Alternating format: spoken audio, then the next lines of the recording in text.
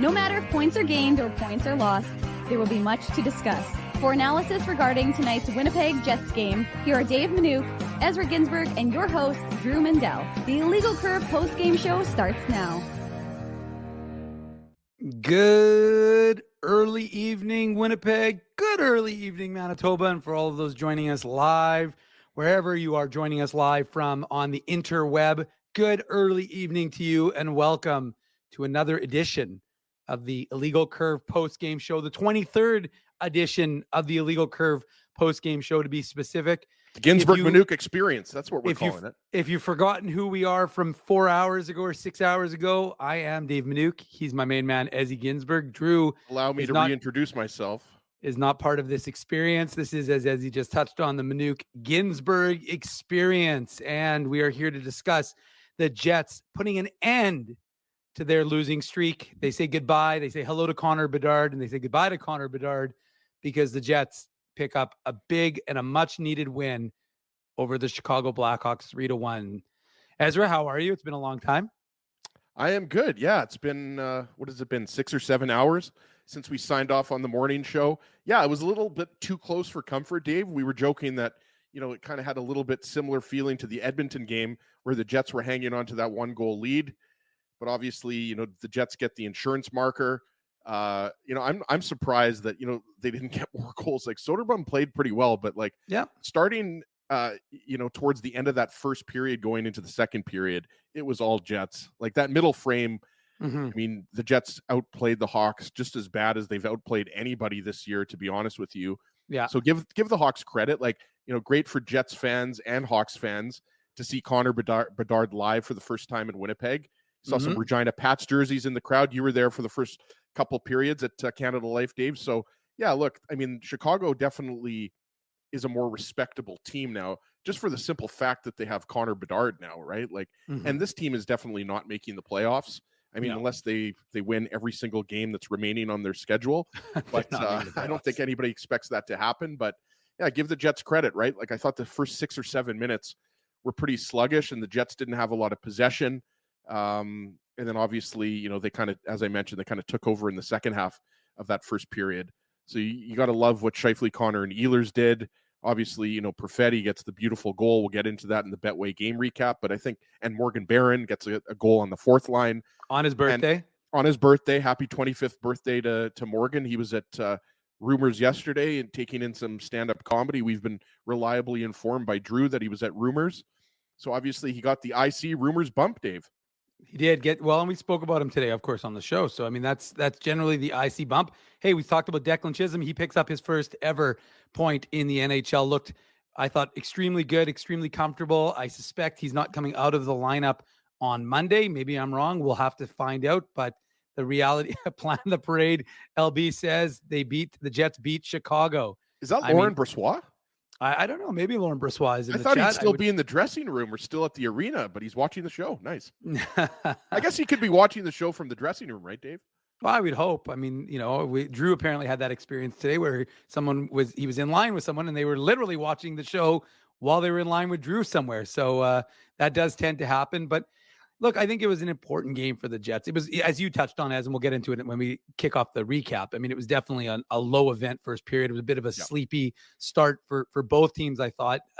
Obviously, Chicago got, you know, I think it was either their first or second shot on goal where they scored, and we know who scored, and we'll talk about that, of course, when the recap begins. But to me, it was just kind of a ho-hum first, you know, period. And like I said, I think shots were 7-6 or something in that nature. It was a very low event.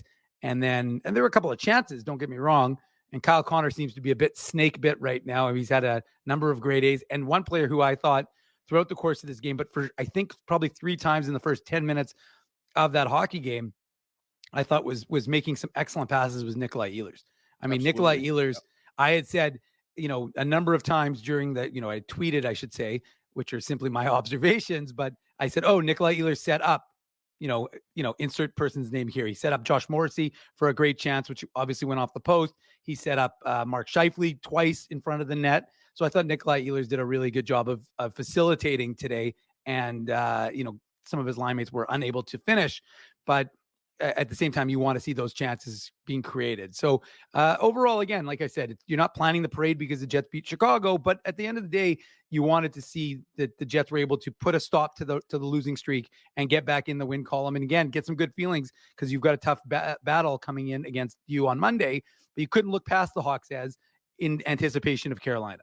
Right. And we talked about it on this morning's show, how, the Jets have been able to beat the Arizonas, the St. Louis's, those types of teams, the teams that are below them in the standings, the teams they should beat.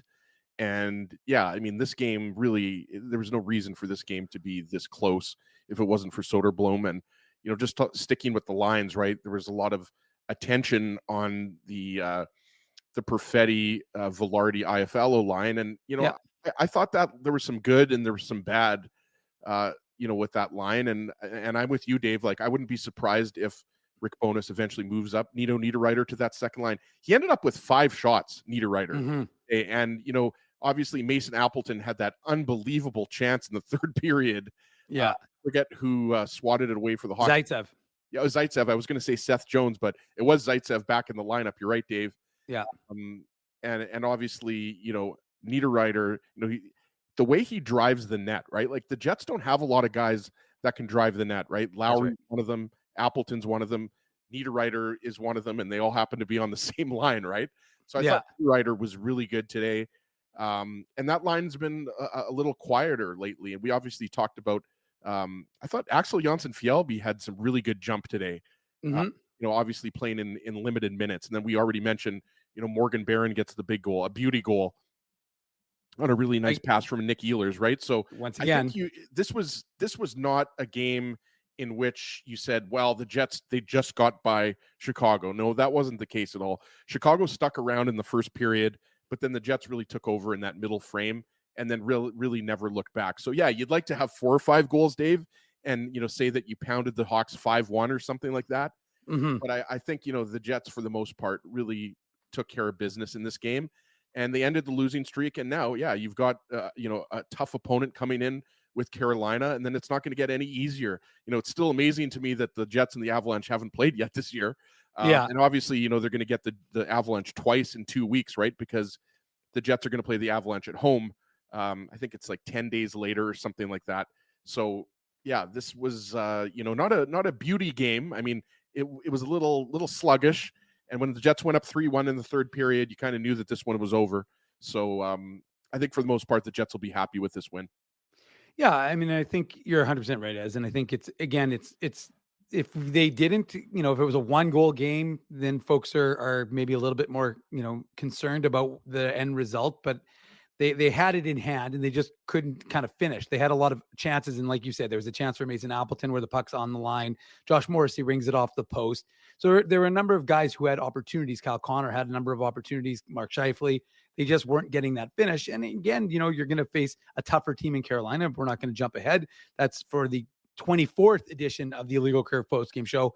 We are only on the 23rd edition of the Illegal Curve Postgame Show, which is what you're listening to. So hopefully you're subscribing to our channel. You're smashing that like button because that's what we love for you to do here on our channel each and every time we go live after a Jets game, or of course on Saturday mornings from 9 to 11. Hopefully in a couple weeks you'll be joining us at Farmery and see the IC Beer live and in person, and maybe see us live and in person if you so choose. But again, this was a good win. It was an important win just because, like I said, from removing the taste of that 3-game losing streak and being able to put those 2 wins on the board, get again, we always talk about standings points, as I mean, you're now just 3 back of Colorado and Dallas. Both those teams have a game in hand. And more importantly, what you do is you put a little distance between yourself and St. Louis. Sure. And Arizona. You're keeping pace, right? And I think you'd agree, Dave, we're less concerned about, keeping distance between yourself and St. Louis or Nashville. I think, most of us think by the time, we get to kind of the mid-season into kind of January, February, there's going to be a little bit more separation, but you want to keep pace with Dallas and Colorado. Like we've talked about this, there's clearly, an identifiable top 3 teams in the Central, and the Jets are obviously one of those teams. Yeah. And the other thing, I wanted to talk about was the Jets actually had a slight edge in the faceoffs at 52%. Mm-hmm. And it was, talked about a lot in the last couple of days leading up to this game, how bad the Jets were. They weren't just bad; they were pathetic. Like 30% against the Oilers. So got to give shout out to Mark Scheifele, 61%, I think it was, and Adam Lowry was 60%, or vice versa. They were both in the low 60s. So that's huge for a couple guys that have struggled a little bit as of late in the face-off circle. So I just wanted to get that in there. I think, that's a notable improvement. Obviously not the reason why they won this game, but that was a huge reason why their possession numbers were so bad against Edmonton, because they were losing 7 out of 10 face-offs. Yeah, and you knew that based on the end of Rick Bonus's media availability the other day, you knew that how important. I mean, and I know you can have debates over face-offs and the importance of it, but like when you never start with the puck, like it's one thing to be like, okay, well, we started with the puck 40% of the time, or 45% of the time, and not 55. Like that's really a marginal number. But when you're literally starting with the puck 25% of the time, and the opponent has it 75% of the time, it's a problem. Dave, that Frosty Winnipeg's got the attendance up there. What's that? That's the attendance that we have up there. It was 14,180. I know it's funny. I would have, if we're doing Prices Right rules, Ezzy, I would have been very close in my last game guess, because I said 14-1 when we did it amongst the media as our guess. I said, well, I could see it being around 14-1. I think it was 13-6. But today was a little bit more, a Saturday afternoon. Chicago's always a big draw. Lots of Hawks fans. I was going to say Connor Bedard deserves a lot of credit for that. Yeah. But there's also a lot of Blackhawks fans in Winnipeg. Like we always talk about the Leafs and the Canadians and the Bruins. But I mean, the Chicago Blackhawks are an original 6 team, and there's a lot of fans, going back to the kind of Eddie Belfour, Jeremy Roenick era, the Denny Savard era, right? So Dirk Graham. Yeah, exactly. Dirk Graham, nice drop. Can we throw in Dominic Hasek? Of course. He made one of the greatest saves I've ever seen in the playoffs on Mario Lemieux. Do you remember when he came streaking out of the net and stopped Lemieux? What is it, the blue line? But no, I mean, look, this is and I was just going to say, finish that thought as actually, sorry, about the Hawks and the, Bedard and all the fans. It's interesting because, all the name bars always used to be Taves. Jay Miller, by the way, is going way back with Murray Bannerman. I think Murray Bannerman's like the 1960s. No. 70s? No. Bannerman, he played probably in the 70s, but he definitely played in the 80s. By the way, if folks are trying to figure out, Ezzy's little means he's doing a little search. He's using the old Google, I think. So we'll get an answer to that question very soon. But 1980s. Yeah. I thought Bannerman was in the 80s. But anywho, the point is that he broke into the NHL in the 1970s. I think I said 1960s, so I did go. You did say 60s. We're not talking about when Drew was born or actually I should say when Drew was celebrating his 20th birthday. But this is of course is the Illegal Curve post-game show. We're talking about the Jets and the Hawks game. Jets win 3-1. We're about to start the post-game, the Betway game recap. Can't forget the Iron Man either. Steve Larmer, yeah, he was something else. Look, Chicago had great teams. We talked, we listened when we were at the Y Sports Dinner to 3 of the Hawks greats in Roenick and Chelios and Belfour, and they told some great stories. So really good teams in Chicago. Couldn't get it quite done in the 90s, of course, running up against who they run up against. Well, obviously Pittsburgh and Mario Lemieux. That's a bit of a tough one right there. So good teams, but that's not why we're here, Ezzy. That's not why everybody's spending their Saturday, I would say late afternoon, almost evening, to talk about the Winnipeg Jets and their victory over the current Connor Bedard and his Chicago Blackhawks. So, and Connor Bedard did not disappoint, and not just the goal that got the scoring kicked off, but you saw that pass to Philip Kurashev. That was late in the second period, and the backhand pass. Yeah, that backhand pass. Yeah.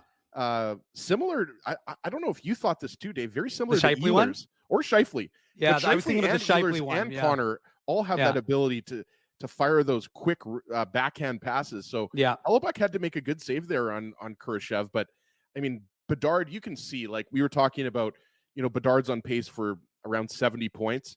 It's just a matter of time before he hits 100 points. Like it might be in his second or third year. Like this guy is going to be exactly what he was advertised as. He's a generational player. Oh yeah. The skill level is just, it's ridiculous. It's right up there, with Crosby and McDavid and whoever, Austin Matthews, the best players in the world. And he's only 18 years old. You have to remind yourself that. I mean, most of us at 18 years old, we're just trying to, wake up on time to get to our university classes, and this guy's already, one of the best players in the world. Yeah, Not you, Dave. You had no problem waking up for university. That's actually not true. I was a night owl, not an early riser, unfortunately. But as 7JP 7B said, Bedard is having already one of the best rookie seasons ever, and he looked like it in today's game. You could see the skill. It's evident. And I still think Dale Hawerchuk's record is going to be okay, though. I suspect you are correct. Let's get into it, courtesy of our friends from Betway. The Betway Game Recap. Let's get right into it as the game started. As I said, it was a bit of a sleepy period, and that, I guess, favored the Hawks because they took advantage of a miscue by Dylan Samberg. The one thing I will say, and this is just an aside, and we're already segueing, even though we haven't even gotten into the first goal, but I always love when a guy makes a mistake and it's as if he's the worst player in the history of the world. Like the amount of disdain, and I mean, it wasn't crazy, but it was just so funny how people were already ready to burn Dylan Samberg at the stake and send him to the Moose. Even though, I mean, again, don't get me wrong, we're going to highlight it. It wasn't a good play by Dylan Samberg, but he does do a lot of other things very well. And so, yes, one play, which ends up as a goal against, not ideal, but it's just, I always find it funny when some of the comments are just tearing this kid apart, even though we spent the morning talking about how Dylan Samberg's been having a pretty good season. So, he's been having a great season. And yes, this was a mistake. I think, was it Nick Ehlers that he was trying to get the pass to, or Nino Niederreiter? I forget who it was. But Samberg goes behind his net on his backhand. It was Niederreiter. It was Niederreiter. Sorry. So he tries to make the pass to Niederreiter. Yeah. And it's obviously picked off by Connor Bedard. So Connor Bedard spins around and his passes it to Khrushchev. And then it ends up going off of Declan Chisholm's skate, the feed from the pass from Khrushchev. That's right. Right. So, I mean, Declan Chisholm, he's fine. He steps up on Khrushchev. Nothing wrong there. But yes, it was an ill-advised pass by Samberg, backhand. Luckily, the Jets win this game 3-1, and nobody's going to be talking about this.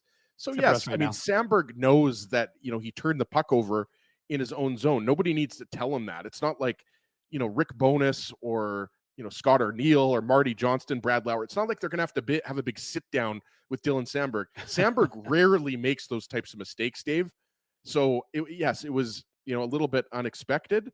But look, Connor Bedard, we always talk about how good he is offensively. Well, on that play, that was a pretty good defensive play by Bedard because he obviously, starts off the play. And then, we talked about Khrushchev's pass goes off of Chisholm's skate and then goes right to Bedard, who's wide open, and the net is wide open, right? So, yeah, bad turnover. But let's pump the brakes because Samberg so far this season has been excellent defensively. And he also gets an assist on Morgan Barron's goal, right? So he made up for it. Well, I mean, and let's be realistic. The craziest part when you're watching the replay is that Connor Hellebuyck almost made the save. He actually got a stick across and actually got a piece of the Bedard shot. Not all of it, but he clearly almost made the save. So, I mean, look, it's one of those, and yeah, you're right, Ezzy. I mean, and we're not going to be here just to pump Declan Chisholm's tires. We will be throughout the course of this broadcast because I thought he had a really good first game. But we're not here to, if he does make a mistake, like any Jets player, we will call them out. Moose affiliation removed. But the fact of the matter is that, it's one of those plays that it's just unfortunate who it bounces to, right? Niederreiter is, a shade slow staying with Bedard, and Bedard gets some time and space. And, with a guy who has a shot that good, gets that puck, it's going to probably end up in the back of the net. And like I said, Connor Hellebuyck almost makes the stop. That's the impressive part when you watch that replay, is that Hellebuyck, who was probably a little bit out of position on that opportunity, still almost makes the save. So, I mean, it's 4:39. And I will say, and it's interesting because when you're watching it, when you're in the arena, again, first of all, there's Hawks fans in the arena. So they get a little bit of juice, a little bump, but it's just kind of the Jets fans, especially on a 3-game losing streak. And you give up the first goal on, like I said, I think it was either the first or second shot for the Hawks, because there wasn't a lot happening. I mean, at that point, I think it was 2-1 for the Winnipeg Jets in terms of shots. So it was definitely their first or second shot of the right. game. So it was a low event point, even though it had been 5 minutes into that hockey game. And of course, now you've got the Jets playing from a deficit. So you're wondering, again, not that the Jets are a super fragile team, because again, they're very well positioned from where they're, when you look at it from where they are from a standings perspective, but because of their current situation, having lost 3 games in a row, you do wonder how the team is going to respond, having given up the first goal of the game. Yeah, absolutely. And just one more thing on Declan Chisholm. He ended up playing just under 13 minutes, 12:58. We talked about it. We're going to get into it on Morgan Barron's goal. He picked up an assist. His Corsi was positive at even strength.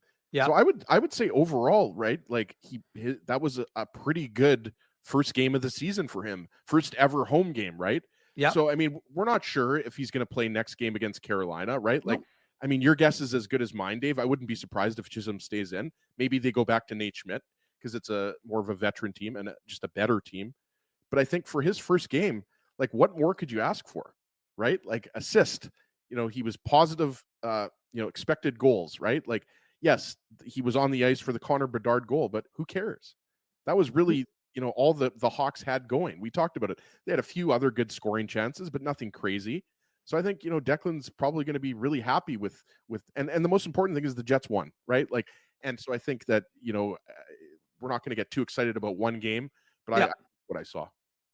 No, I don't think there's any question about it. And again, I was going to get into this a little bit later, but I guess we can talk about it now. I mean, as I've discussed for a number of years, his skating is exceptional, and I thought and let's be realistic.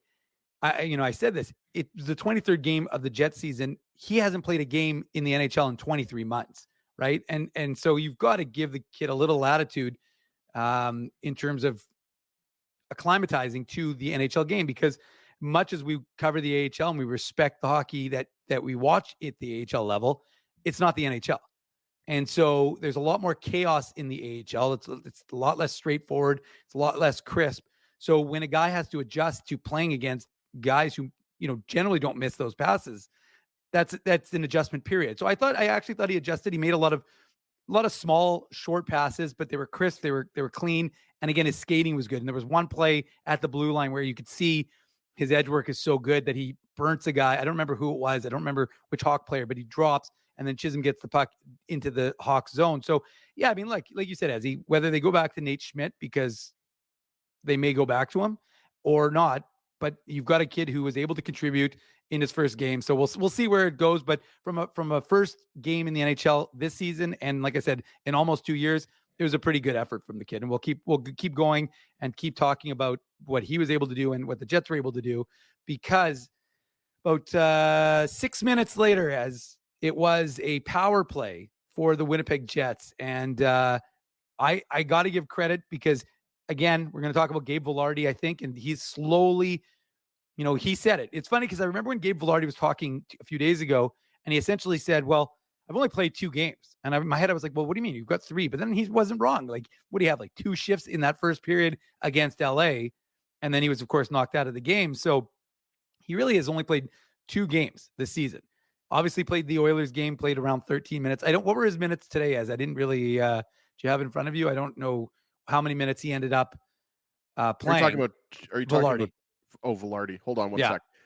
Yeah, I was queuing up the highlight here, Dave. You caught me a little bit. Sorry about that, as I should have. No, it's all good. Gabe Vilardi was at 16 minutes and 20 seconds. Okay, so he got a little more time, but again, the where he's going to get that extra time, where he's going to get those extra minutes to really, again, start to build back his conditioning, is the power play. And I thought you can see his skill, and we saw it on this goal, because he makes a phenomenal move before he gets the puck to Mark Scheifele, who had a number of really good chances, like grade A chances in the slot tonight. But this one he finishes off, and the Jets have it's a 1-1 game, courtesy of their power play. But really, I thought Vilardi was a big reason for why the Jets were able to tie the game 6 minutes later. Yeah, absolutely. I mean, we can't talk about this goal without really focusing on Vilardi, as you have, Dave. Like, nice outlet pass to by Josh Morrissey to Vilardi at center. But yeah, it's really all it's all the pass there. And watching that play develop, I thought, because Gabe Vilardi is a shooter, he likes to shoot the puck. I was thinking, okay, they have kind of a little bit of a 2-on-1 there. I was thinking Vilardi was going to shoot, but that's just so smart, right? Like, you can't really teach that. That's just something, a situational play, where you have to know that everyone's expecting him to shoot, but instead he drops the pass. And I forget who it was on the Hawks that was defending him, because there were actually two Hawks as he was bringing the puck up the I think boards. it was Vlasic. Vlasic was the defenseman. You're right, Dave. Yeah. But it was just an inside-outside move. But just an incredible pass to Scheifele on the fly. And that's something that the Jets haven't been doing a lot of lately. We talked about it. They've really been struggling both at 5-on-5 and on the power play the last 3 games. So you like to see that. Connor Murphy was the one who took the penalty on Kyle Connor. Connor drew the first 2 penalties, actually. So, the Jets power play continues to hum along. But yeah, you love to see that, chemistry from Velarde and Scheifele. And you love to see that the Jets scored early in that power play. For sure. I didn't take them very long. And the other thing also was that Cole Perfetti made himself an option, right? I mean, he used his positioning to, if Velarde hits Perfetti, he's pretty much got an open net as well, which makes Soderblom have to think, well, I got Perfetti on the far side and he's got to step on my man, and I've got Scheifele. So he's got 2 threats coming at him, and he's still got to think about Velarde, because of course he could shoot short side, and then you don't want to squeaker, which we've seen here.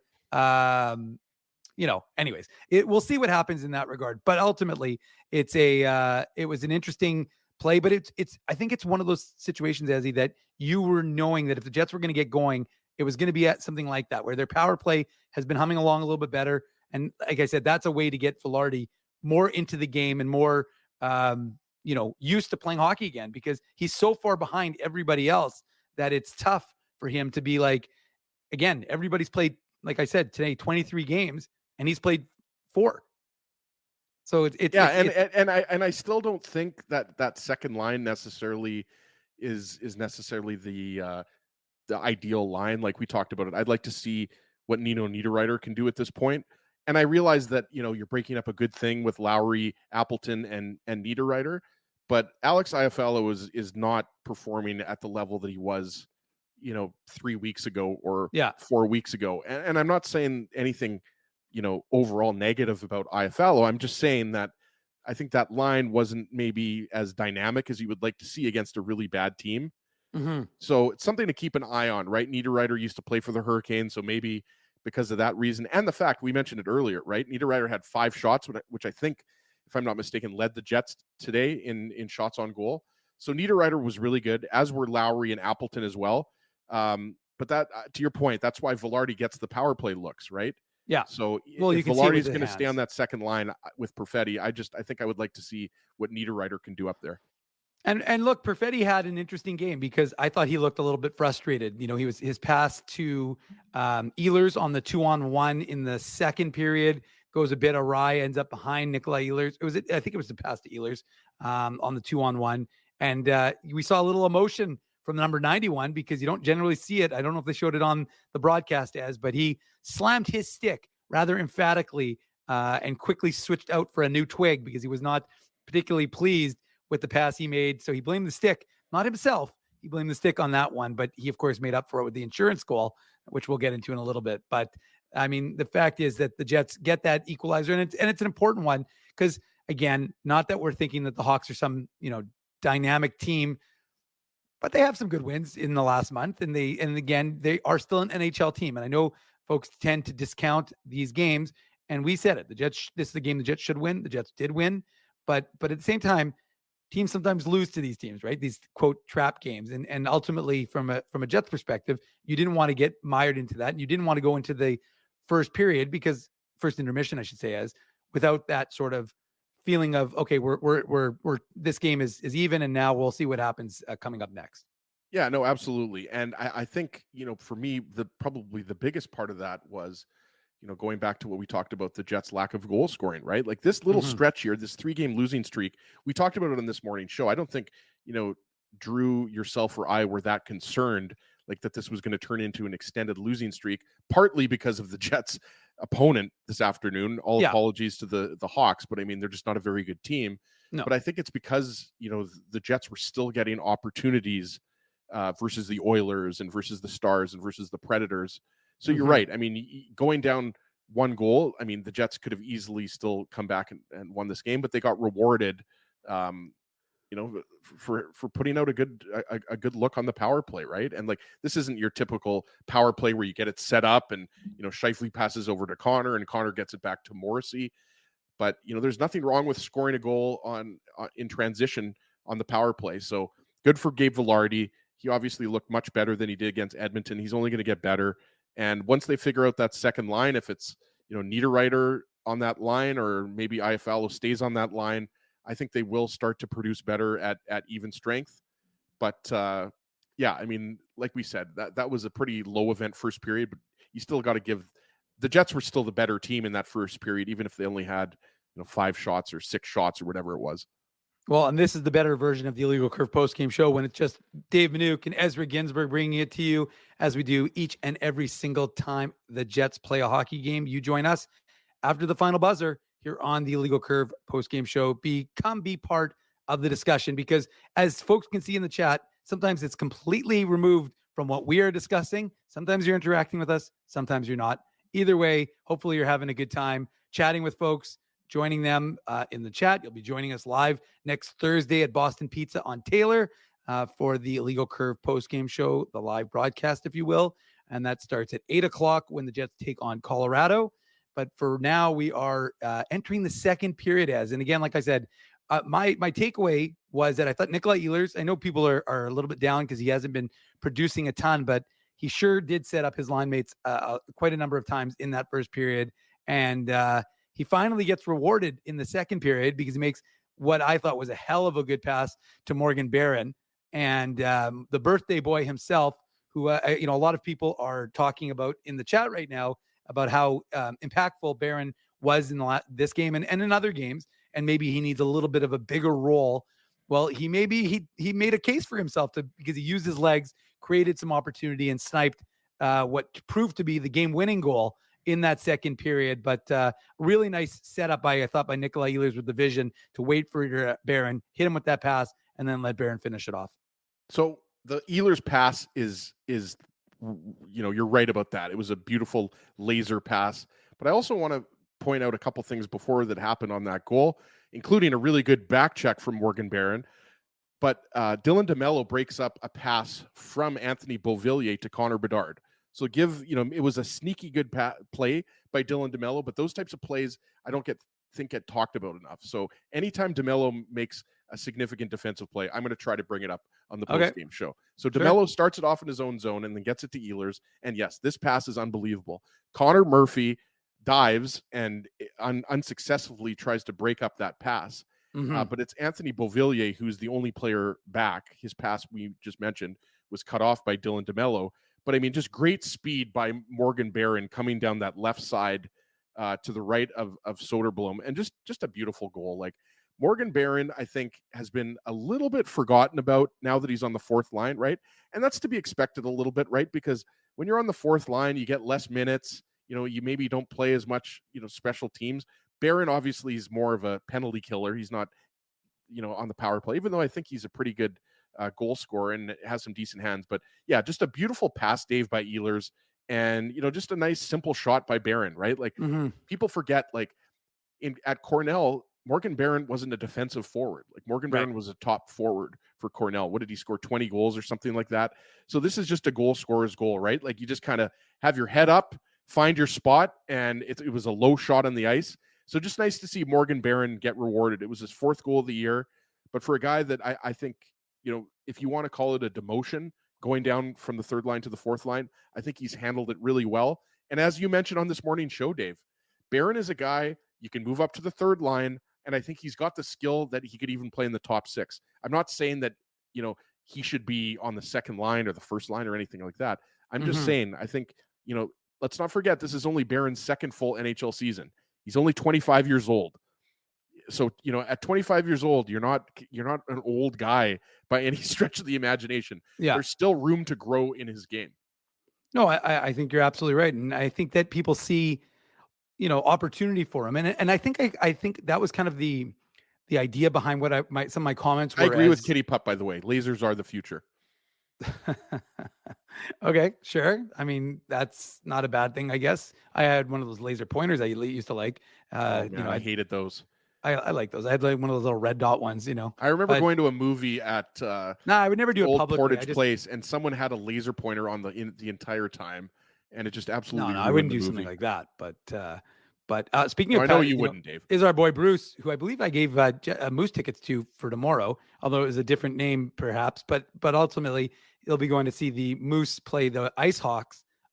Sorry, not Ice Hawks. It is the Chicago Blackhawks Farm Club tomorrow afternoon. It's the 150th anniversary of the RCMP, so they'll be wearing specialty jerseys tomorrow afternoon. Puck drop at 2:00. Canada Life. I will be there. Hopefully, you will as well. But the fact is that, to me, Morgan Barron is a guy who I think is again, like you said, he's a little bit forgotten, but I think he's one of those interchangeable parts where if you need to move Niederreiter up, you can move Barron up. And Sure. I still think that third line is going to continue to, I think he's with Appleton, Lowry, and Barron.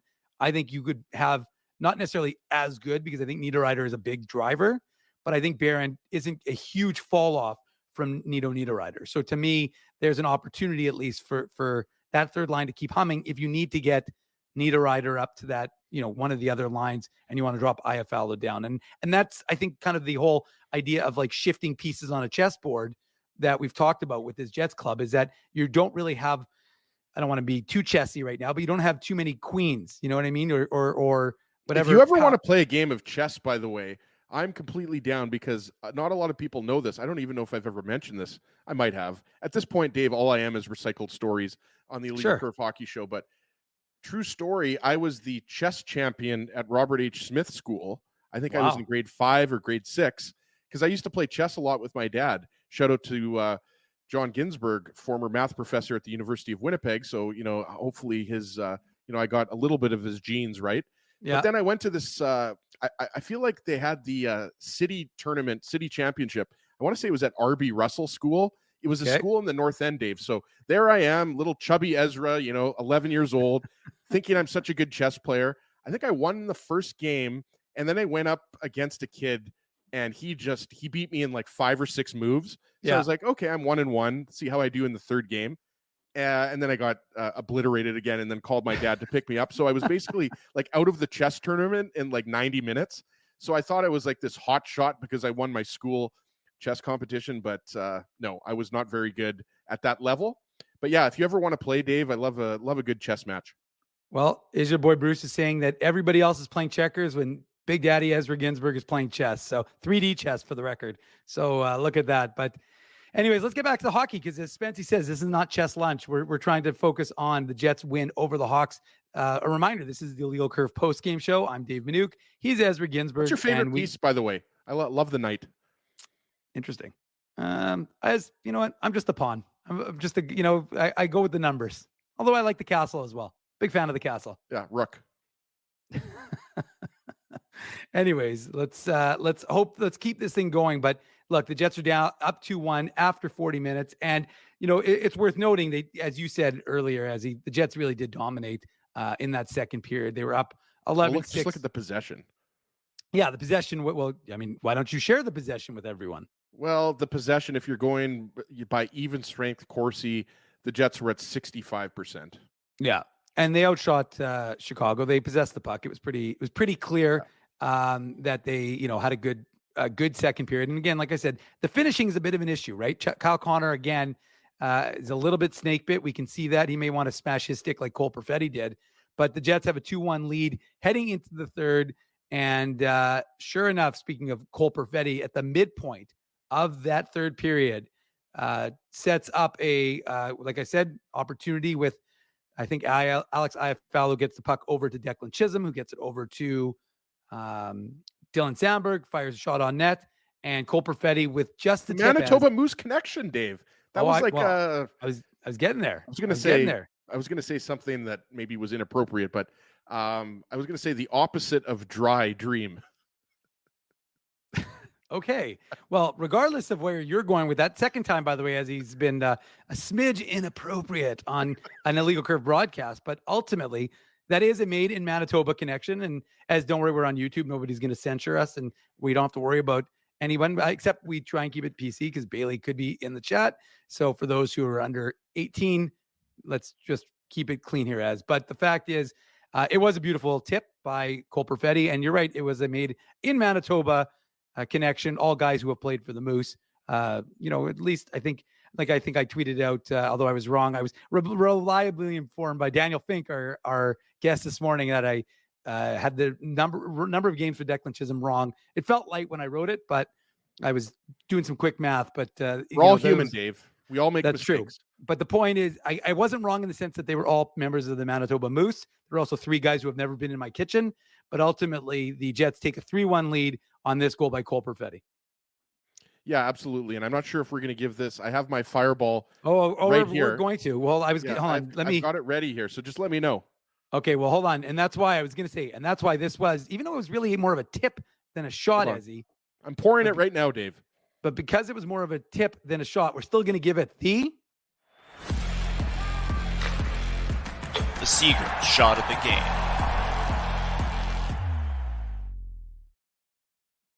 Because cheers. Heck, a good shot by him. There we go. Ezzy's going to give the fireball a little shot. And that was a nice shot by Dylan Sandberg. Smooth.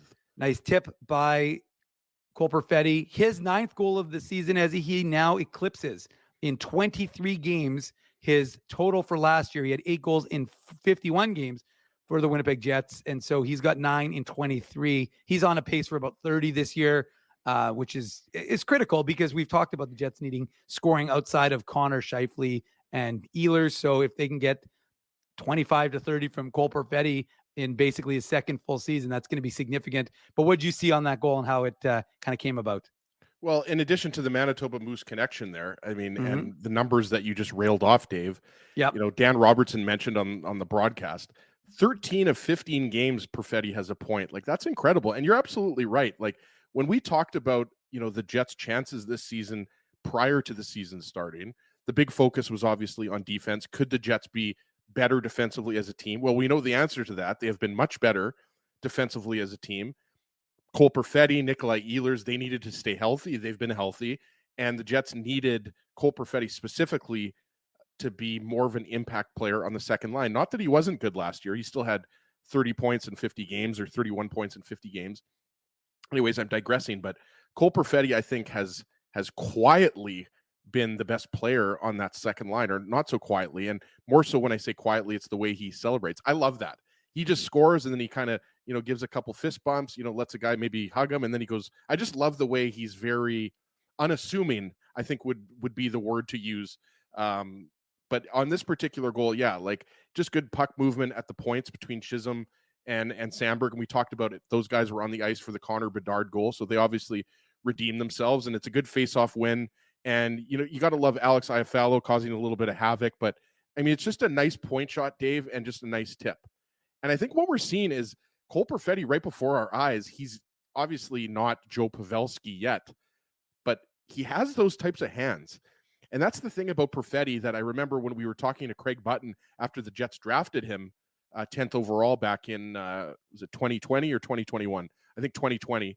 He was saying that this is a great overall player, right? Like the hockey IQ is obviously there, but this is a guy that can shoot the puck. He can pass, not the fastest skater, but he's a reliable defensive player. But yeah, those hands, Dave, like just incredible. So I just love this goal. And obviously that was the insurance goal that the Jets didn't get against Edmonton. So it gave them some breathing room. And after the Jets went up two goals after the Perfetti goal, I mean, this game was over. You didn't get I don't think anybody had the feeling that the Hawks were coming back to tie this game. No. And again, it just shows you how, like you just said, Ezzy, how critical it is. First of all, how important was that face-off win? Right. You get the face-off win, and that's important. And you get the insurance. And you're right. Like, look, Chicago didn't deserve to win that game, but if it's only 2-1, it's not out of question. Now, based on the way Chicago played with the net empty, and we can talk about that a little bit, because at one point you said to me while we're watching that third period, the Jets have 3 guys in the Hawks zone. The Hawks have 6, and they can't clear that puck out of their own end. Like, it was actually crazy how much pressure the Jets were exerting, or the Hawks' lack of ability to break out of that pressure. But look, the Jets were able to lock it down, and they played a pretty good game from that point on, because there's still 10 minutes to go in the game. They were still pushing, they were still pressing, trying to add to their lead. We had wrongly had predicted, I should say, as that we thought it might be a 4-1 conclusion. It ends up being a 3-1 conclusion. But it's an important One more game thing. for the... Sorry, Dave. I was just going to say Sure. on that tip, because this isn't, Perfetti right in front of the net, right? Like this is around the dots. The craziest thing is, as you mentioned, he wins the faceoff, and I forget who the center was for Chicago, but he fights him off, and he's actually skating, like moving backwards when Sandberg, when it's a mid-ice tip. So that was impressive. Like that shows you, it's like that to me is all hand-eye coordination. Like that's just you having good awareness, right? Like good body awareness. And that's all I'm saying. Like it's not like he was like stationary, and that's what's impressive. Like just an incredible tip. Well, and the other thing you like to see is that everybody had a piece of that, right? Like Perfetti wins the faceoff, gets it over to IFL, who puts it over to Velarde, who puts it to Chisholm, who puts it to Sandberg, and then Perfetti touches it again. I think that was the chronology of it. Yeah. And then, it was Velarde over to Chisholm and Sandberg, and then the shot. And then, like I said, the tip. So all 5 guys, not very often you see that where you've given it to Sandberg, and then Velarde would have got the assist. But Velarde said, you know what, I already got my goal today. Let's put Chisholm his point. So, I mean, that just shows you how, selfless Velarde is. Yeah, absolutely. And look, it's a big point for Declan Chisholm, because, we talk about how you have an impact on this game. And we thought his skating was excellent. I thought the conditioning stint really served him well. As I said on the broadcast this morning, I talked to Mark Morrison, and he just said how again, the points are really not that important what he got. He got the 5 assists in 6 games, but it was more just getting his skating back.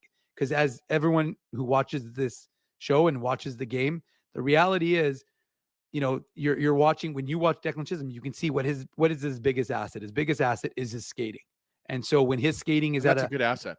Yeah. I mean, if you want to have one asset, you want skating. I mean, you'd That's like true. to have everything. You'd like to have the hands and everything. Well, but yeah, the skating he is did almost elite. score, right? On the power play. I mean, he did get second power play unit time. He did almost score a goal. And I think it was in the first period when they came on at the end of the first one of the power plays. So I just think it was an important game for him, because, he's got confidence. I mean, like I said, he had the 2 games in Detroit and St. Louis, but now he's played his first NHL game here in Winnipeg. And I suspect it'll be first of many, because he looks like he didn't look out of place. Now, again, we'll qualify it by saying A, it was one game, and B, it was against Chicago.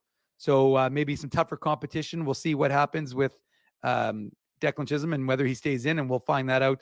The Jets right now, I think, are scheduled still to practice tomorrow at 11 o'clock, whether they maintain that or punt it because of the win. And then they might use it, Dave, just because they haven't had a lot of practice time lately. I would agree with you. And the other thing is, I didn't think this was a particularly taxing game. So I don't think that it wasn't a heavy game. It wasn't a game that you thought, okay, these guys need a break from that. So we'll see if they do. We'll stay tuned to the Jets PR. But at the end of the day, the Jets end their losing streak at 3 games. They win the game. They are 13-8-2, which is good enough for 3rd spot in the Central. Right now, goal differential +10. They are one of the top scoring teams in the Central, one of the least goals against, which, again, especially based on how things were going early, didn't think it was the way it was going to be. But that is the way it is. And now, of course, the next Jets game coming your way in 2 days on Monday. It's a weird time, 6:30 start time against the Carolina Hurricanes. Of course, it will be the Fly the 48 game. So you'll get a chance to see the new jersey in full effect. I saw a lot of people wearing Military Appreciation Night, right? Yes, it is Military Appreciation Night. And as I said, tomorrow's Moose game, RCMP, in honor of the RCMP, 150 years of the RCMP. So a lot of fun with those, honoring those organizations, institutions. Okay, well, we've gotten through it. We've had a heck of a post-game not the preamble, but we did the preamble. We did the Betway game recap. Our thanks to our friends at Betway, of course. Each and every time we go live on the Illegal Curve post-game show, we owe a big thanks to our friends at Betway. But first, as we're going to head to break, because it's been a good game. It's been a good post-game show. But get some oxygen, Dave. I mean, when Mindell's not on the show, you have to do all the talking that he usually does, right? So we have to take a break. Yeah, maybe have a little bit of a bathroom break, and just catch our breath. We will. So that's what we're going to do. I'm going to listen to my co-host right there, Ezra Ginsburg. We're going to head to commercial break. We will be right back after these words from our fine sponsors. Your coworkers love you because you always make them laugh. You're the life of the party with stories that have them rolling on the floor. Or maybe you're just the quiet one in the corner with the one-liners that just slay. Do you have what it takes to become Winnipeg's funniest person with a day job? Try your luck. Hit the stage at Rumors Comedy Club, and you could be walking away with $1,000 cash. Winnipeg's funniest person with a day job. Presented by Rumors. For all the details, head to rumorscomedyclub.com. So you're a pizza person, you married a wing person, but somehow your kids are salad people. You can't pick your fam, but you can pick your BP meal deal, starting from $18.99 for takeout or delivery at bostonpizza.com. The game can change just like that. Accidents happen when you aren't protected. So now what?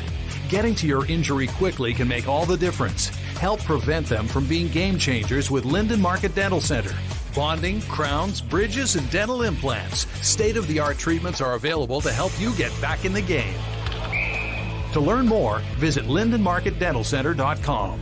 Creating smiles for life. Whoa, Ezzy, everything okay? You look stressed. Of course I'm stressed. We're moving, the house is upside down, the kids failed miserably at packing the fine china, and my life is in chaos. Chaos! Yes, that does sound like a problem. What am I going to do? Ezzy, relax. Rolly's Transfer Moving and Storage is the answer. With 60 years of experience in moving Manitobans and a track record of exemplary customer service, one call to Rolly's and your stress is gone. No job is too big or too small. Just visit Rollies.com and they will take it from there. Thanks, Dave, and thank you, Rolly's Transfer Moving and Storage, online at Rollies.com. Boston Pizza harnessed Betalytics to test if the game is better at home or at Boston Pizza. The results are irrefutable. Catch the game at Boston Pizza, powered by Betalytics.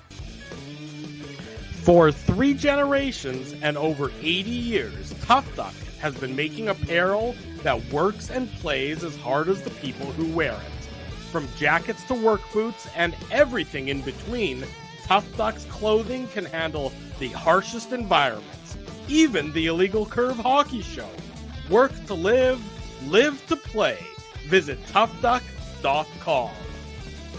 Welcome back to the Illegal Curve post-game show. I am your temporary host, Dave Manouk. I almost said Ezra Ginsburg. He is Ezra Ginsburg over there, drinking some water. I feel like that would be, well, after I had a little fireball shot, had to have a little bit of water. I feel like, Dave, that's how like a nightmare would start. where you started the show off and you're like, I'm Ezra Ginsburg. And then you're like, oh my God, what has happened? That'd actually be good, as we should switch screens and then you come here and do it from mine and I'll do it from yours and see if how people, maybe we'll do that on another show. We'll have a little, maybe that will be an April 1st type of show, but all right. Well, it's been a long show. It's been a long series of shows this weekend and this week. And the best part though is we have the whole night to ourselves. I mean, I'm going to go home and, probably put my kids to bed and then just fall asleep on the couch. I always try to stay up for Saturday Night Live, but I usually fall asleep and then end up going to bed at like 11. But that's the nice thing about the afternoon game. I like, me, Dave, my preferred time for hockey game is 8 o'clock because then my kids are usually in bed by then or close to being in bed. But yeah, there's been a lot of Saturday afternoon games. Like we talked about it. They've got, is the 16th versus Colorado? 6 o'clock. Oh, I thought that was an afternoon game. No, the Minnesota Wild one is at 2 o'clock. Right. That's the New Year's Eve. No, sorry. That's a 1 p.m. start. Right. Today was a 2 p.m. Then the Colorado one on the 16th is a 6 p.m. And then the one against the Wild at the end of the month is a 1 p.m. Yeah, a lot of Saturday afternoon games. I mean, there's always something about the schedule that's a little bit odd, right? Like this has been a pretty good first 8 to 10 weeks of the season, right? Like the Jets have had a lot of space between games, right? Mm-hmm. Like they haven't played. I mean, I'm not going to say the schedule's been easy, but they've yet to play Colorado. They've yet to play Boston. I mean, now they're going to play Carolina. I mean, they've had Vegas twice. They've had Dallas several times, right? So, I mean, they have played good teams, but I would say that overall, I mean, the schedule's been pretty good for them in terms of just the amount of days between games. Not a lot of back-to-backs, right? I think there've only been 2 back-to-backs so far. Yeah. No, I was going to say, like, there's no question about. I mean, they have a back-to-back. We know next, not this upcoming week, trip, but the weekend after, when they're playing in San Jose on the Tuesday and then LA on the Wednesday. California. Man, I got to watch The Wizard tonight. It's funny that Fred that movie, Savage. Yeah, that's a classic. That's a great movie with the I was the obsessed glove with that movie when I was a kid. Remember the glove? The kid. What was the name of what was the name of that kid? Lucas. Well, I didn't remember that, but yeah, Lucas. I think I watched it. Remember relatively Beau Bridges was in that movie. That's a classic. Yeah, Beau Bridges was his dad. Yeah, it was a good movie. What is this? What are we, Siskel and Ebert right now? Were you a Wonder Years guy, Dave? I did like Wonder Years. Yes. Yeah, I remember. I would always watch that show. I would walk home from school and watch the Wonder Years. I won't mention which one of my huge friends crush on Winnie. I was going to say I won't mention which one of my friends is a big Winnie Cooper fan and may or may not have been buying her books because she was like a math whiz or something like that. And I know who that friend is, by the way. Yeah, but we won't give him a shout out.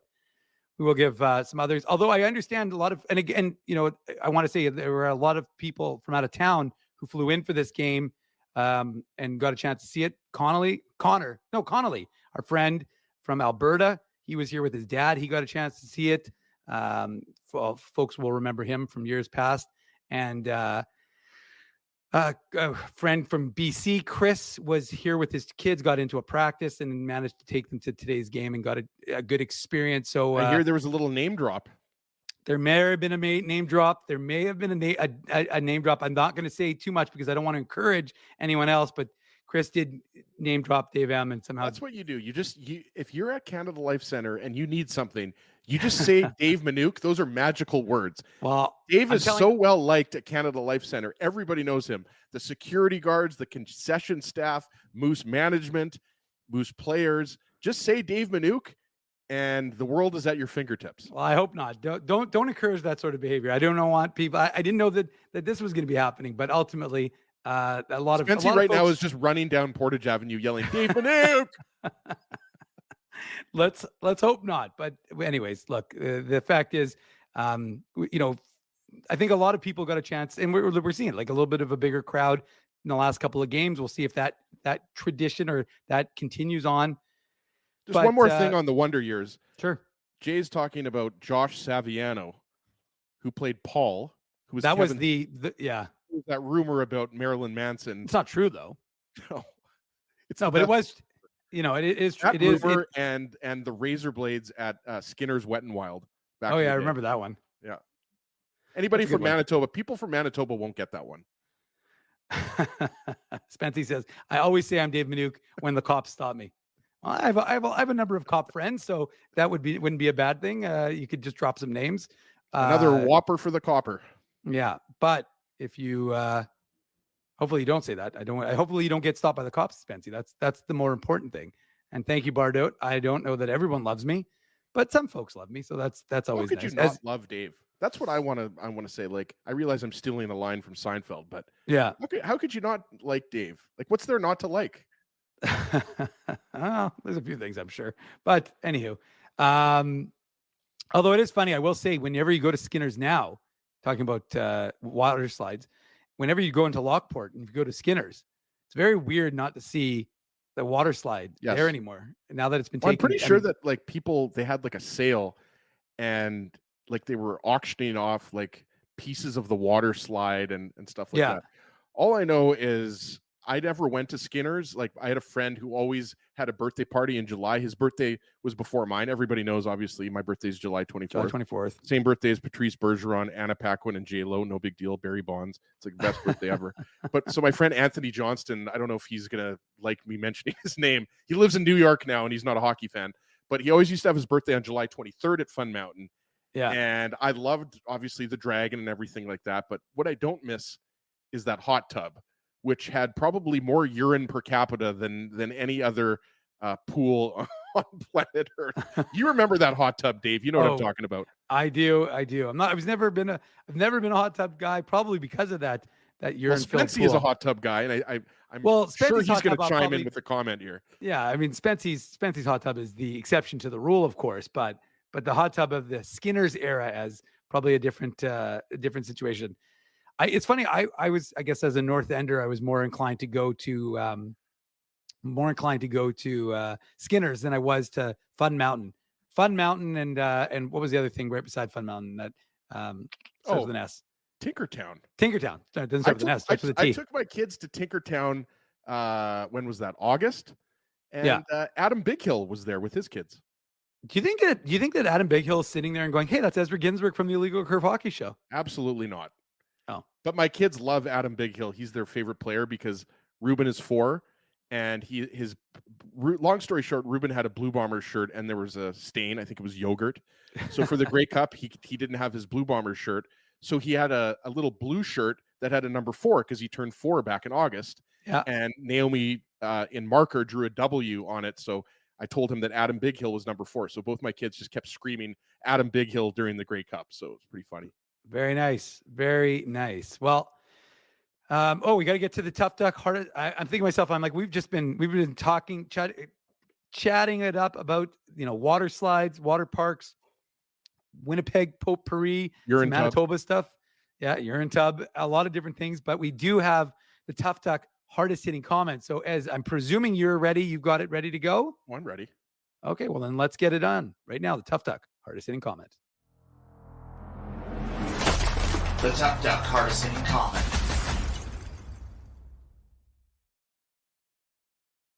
Lots of great comments as always. Spency, you will get your toque, just not today. We're going to give it to Patrick, and I apologize if I'm mispronouncing this, but Guazd.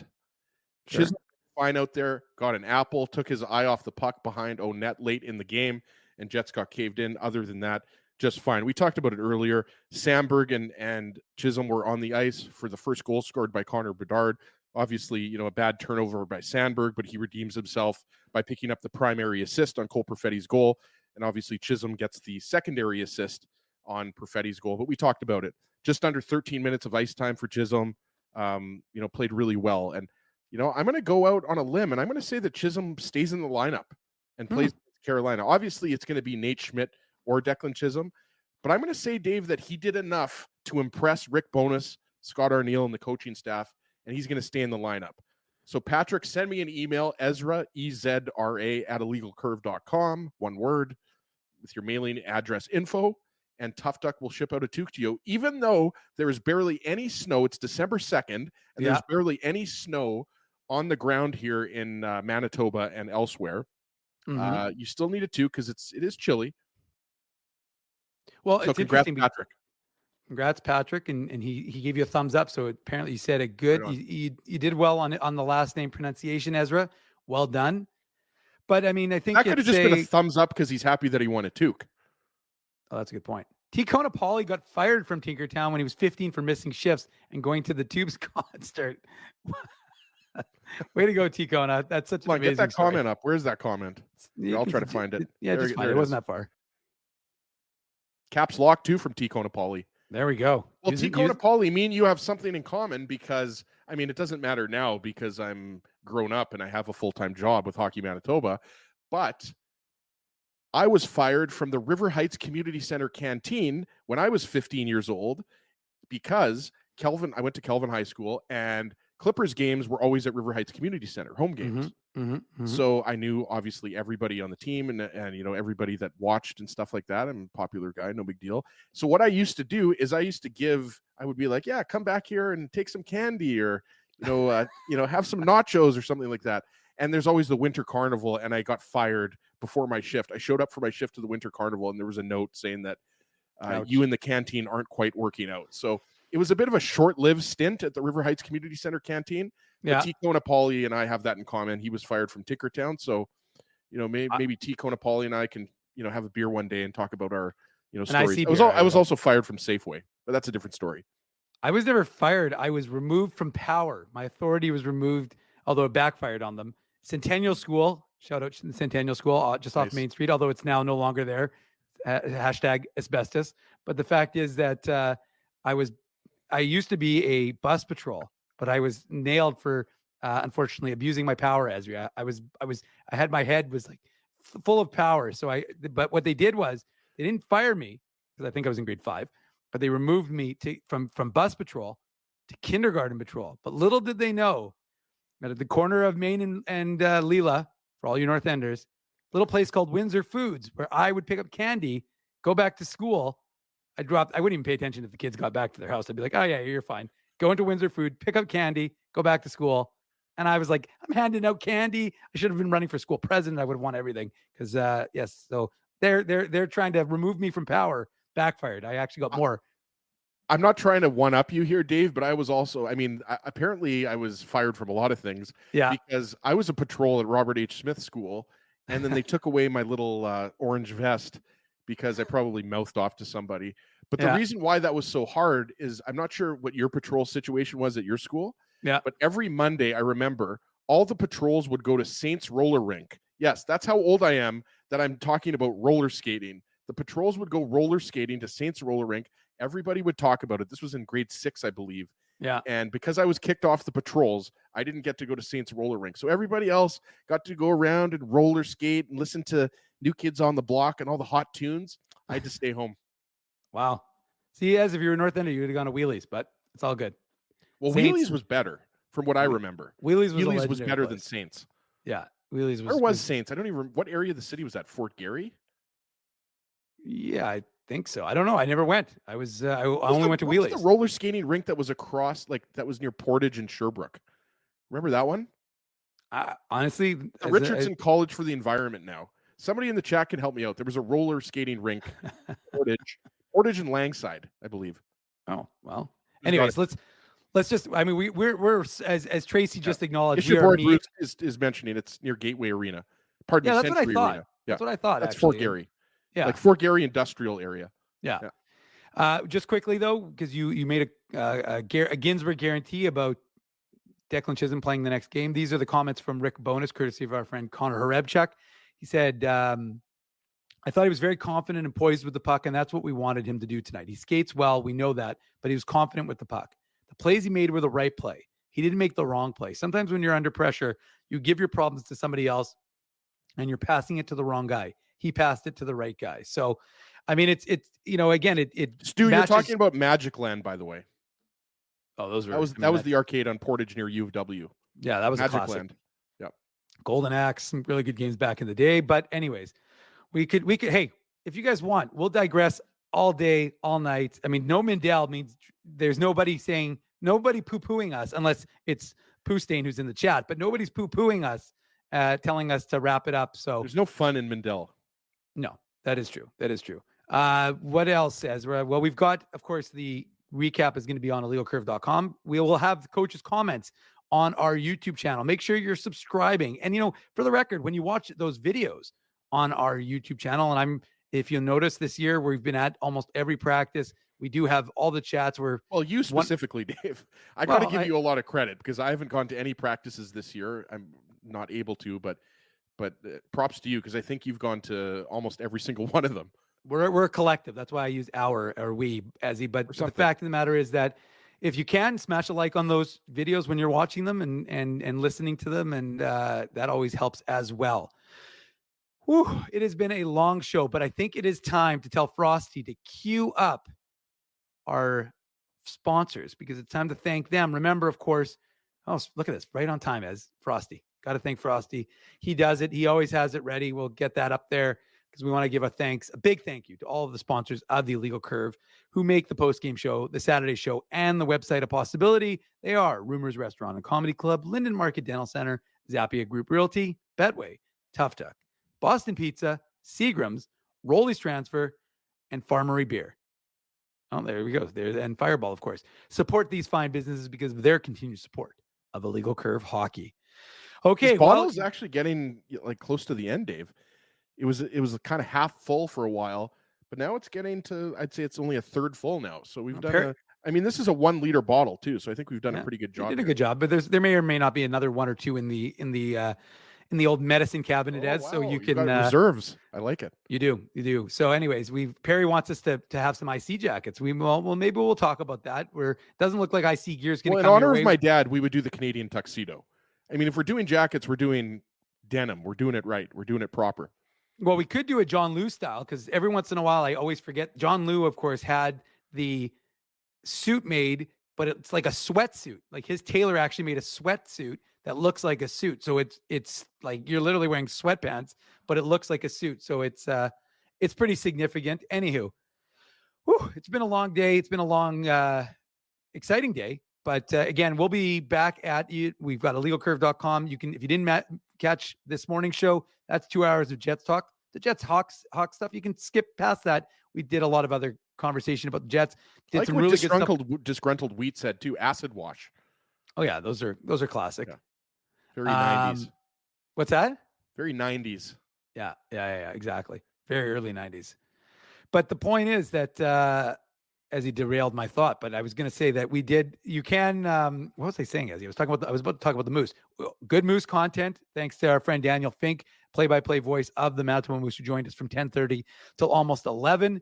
So if you want to catch up on the latest with the Jets prospects, you can either go see them live tomorrow. That puck drop is at 2:00, or you can listen to today's show. And then not regular acid, Spency. We don't encourage that sort of thing. No. But you can check out the Moose game. 2:00, they'll have a rematch with the Ice Hogs tomorrow afternoon. And then they're on the road. They'll be here for a few days. Then they head out to Calgary, probably later in the week. I'm guessing Thursday or Friday. And then they're back. And we'll have more tickets for giveaway in the IC zone. That's coming your way in a couple of weeks, when the Jets are back and the Moose are back. So lots of hockey coming your way. We'll have lots of hockey this week. Of course, like I said, the Jets play Carolina on Monday. We don't know about the practice schedule. I think right now they're scheduled to practice 11. If they do, we'll be there, and I'll have that covered before I head over to the Moose game. So make sure you keep it locked to our YouTube channel. Make sure you keep it locked to illegalcurve.com. Make sure you smash the like before you head out for the rest of your Saturday night. We appreciate you spending your Saturday morning with us on the Illegal Curve Hockey Show. We appreciate you spending your Saturday evening, which it now is, Ezra. And we appreciate Drew deciding to take tonight's post-game show off. Well, it was a lot more fun. Illegal Curve post-game show. And we hope you have you enjoy the rest of your Saturday night, the rest of your weekend, and join us on Monday for another version, the 24th version of the Illegal Curve post-game show. All right, everyone, have a good night, and we'll talk to you on Monday. Peace. Thanks for listening to this broadcast from Illegal Curve Hockey. For more great Illegal Curve content, subscribe to the Illegal Curve YouTube channel, follow @IllegalCurve on Twitter, Facebook, and Instagram, and visit your online home for hockey in Winnipeg, illegalcurve.com.